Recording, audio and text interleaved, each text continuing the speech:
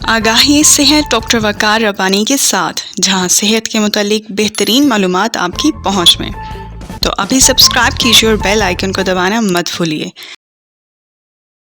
अस्सलाम वालेकुम। Health awareness series में आज हम बात करेंगे प्रोस्टेट ग्लैंड के हवाले से, इनलार्ज प्रोस्टेट के हवाले से, यानी प्रोस्टेट की बढ़ोतरी के बारे में बात करेंगे कि ऐसा क्यों होता है, कौन सी वजूहात इसके पीछे कार फरमा होती है, इलाज इसका किस तरीके से किया जाना चाहिए, आया सर्जरी के अलावा कोई और ऑप्शन है या नहीं है। क्योंकि अगर हम देखें वैसे तो 40 साल के बाद से प्रोस्टेट के केसेस आना शुरू होते हैं, मर्दों में 40 साल के बाद इसका मसला आना शुरू होता है। लेकिन अब जो है काफ़ी तेज़ी से ये मसला बढ़ रहा है, 30 साल की उम्र में भी प्रोस्टेट का इशू पैदा हो रहा है। तो सारी चीज़ें डिस्कस करेंगे कि ऐसा क्यों हो रहा है, क्या वजूहात हो सकती है। लेकिन सबसे पहले प्रोस्टेट ग्लैंड को समझने की कोशिश करते हैं। ये एक गुदूद है, एक छोटा गुदूद है, यानी हम कह सकते हैं अखरोट के साइज का एक गुदूद है जो कि ब्लैडर के अंदर यानी मसाने के अंदर ये लगा होता है। पेशाब की जो नाली है, जो यूरेथ्रा है, वो इसके सेंटर में से निकली हुई है, ये इसके इर्द गिर्द लगा होता है। और अमूमन इसका जो यानी कि जो फंक्शन है, हम कह सकते हैं कि मर्दों में स्पर्म के अंदर या स्पर्म का एक हिस्सा ये जो है प्रोड्यूस करते हैं, एक सियाल मादा ये पैदा करते हैं, सीमन का एक हिस्सा होता है, यानी स्पर्म को इजेकुलेट करने में ये मदद देता है।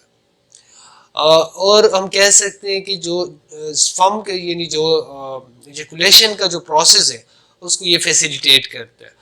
अब इसके अलावा अगर हम देखें इसकी अलामात, फिर जैसे जैसे ही हमारे पास ये प्रोस्टेट बढ़ना शुरू होगा तो जाहिर बात है कि इसके सेंटर में से अगर हम देखें यूरेथ्रा जो है, पेशाब की नाली निकली हुई है।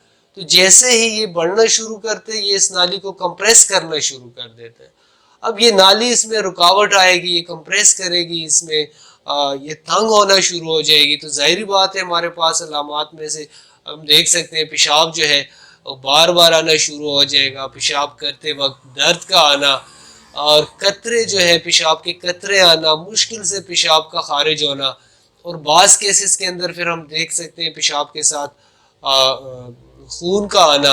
और अगर हम देखें 60 साल से ऊपर के जो मर्द हैं या 40 साल के, उनमें अगर हम फिर देखें तो पेशाब काफ़ी यानी कि दिक्कत से होना शुरू हो जाता है, या बाज़ औक़ात ऐसा होता है कि इसके साथ बार बार इन्फेक्शन होना शुरू हो जाते हैं यूरिनरी ट्रैक का, गुर्दों के अंदर इसके मसाइल आना शुरू हो सकते हैं, और एक टाइम ऐसा भी आ सकता है कि इस नाली को बिल्कुल ब्लॉक भी कर सकता है। तो इसके अलावा अगर हम देखें एक और बड़ी चीज़, इरेक्टल डिसफंक्शन, कुछ स्टडीज़ के मुताबिक ये इरेक्टल डिसफंक्शन में भी इसका रोल है, यानी हम कह सकते हैं सेक्सुअल वीकनेस ये इसके साथ जो है ये पैदा हो जाती है। इसकी वजूहात के बारे में अगर हम बात करें कि कौन सी, तो कोई एक एग्जैक्ट कोई एक वजह नहीं है, बहुत सारी चीज़ें हैं। जैसे कि हम कह सकते हैं इसमें सबसे पहले जो है आपका लाइफस्टाइल है।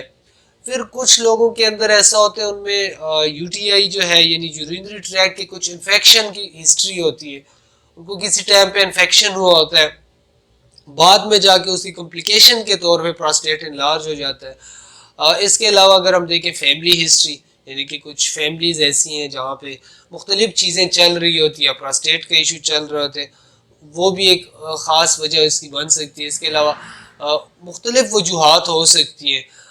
एज के साथ साथ यानी जैसे ही उम्र जो है मेचोरिटी की तरफ जाती है, उम्र बढ़ना शुरू होता है, तो 40 साल के बाद इसकी केसेस हमारे पास ज़्यादा आ सकते हैं। इसके अलावा मेडिकेशन है हमारे पास, कुछ लोग सेक्सुअल मेडिकेशन या मुख्तलिफ चीज़ें, वो भी इसके रिस्क फैक्टर्स के अंदर ये चीज़ें भी आ सकती हैं। अब इसके इलाज के बारे में अगर हम बात करें तो आम तौर पे एक कंसेप्ट पाए जाते हैं कि भाई अगर प्रोस्टेट का इशू है तो इसके लिए सर्जरी की तरफ, हालांकि इसके लिए मुख्तलिफ बहुत सारी थेरापीज़ जो है उनका इस्तेमाल किया जाता है। जिसमें अगर मेडिसन हम एलोपैथिक साइड पे बात करें तो अल्फा ब्लॉकर्स का इस्तेमाल किया जाता है, ताकि ये जो प्रोस्टेट है इसके मसल जो है वो नरम हो सके, वो स्मूथ हो सके और पेशाब करने में आसानी हो। इसके अलावा फिर सर्जरी का ऑप्शन बचता है, फिर लेज़र थेरापी का ऑप्शन बचता है। इसके अलावा और एडवांस कुछ थेरापीज़ भी आ चुकी हैं, यानी मुख्तलिफ तरीक़ों से इसके इलाज करने की कोशिश की जाती है।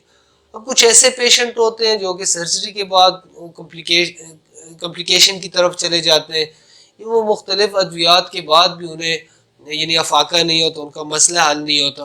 तो हमेशा की तरह जैसे हम सेकंड ऑप्शन के तौर पे होम्योपैथिक मेडिसिन को डिस्कस करते हैं।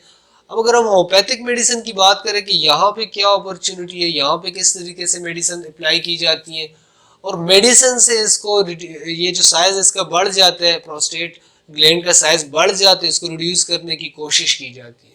अब यहाँ पे मेडिसिन जो है वो एज पर काजेशन इस्तेमाल की जाती है, जिसमें हमारे पास लाइफस्टाइल को देखा जाता है, एज को देखा जाता है, फैमिली हिस्ट्री बड़ी इंपॉर्टेंट होती है, फास्ट हिस्ट्री को देखा जाता है कि भाई इस पेशेंट को फास्ट हिस्ट्री के अंदर कोई इन्फेक्शन तो नहीं हुआ।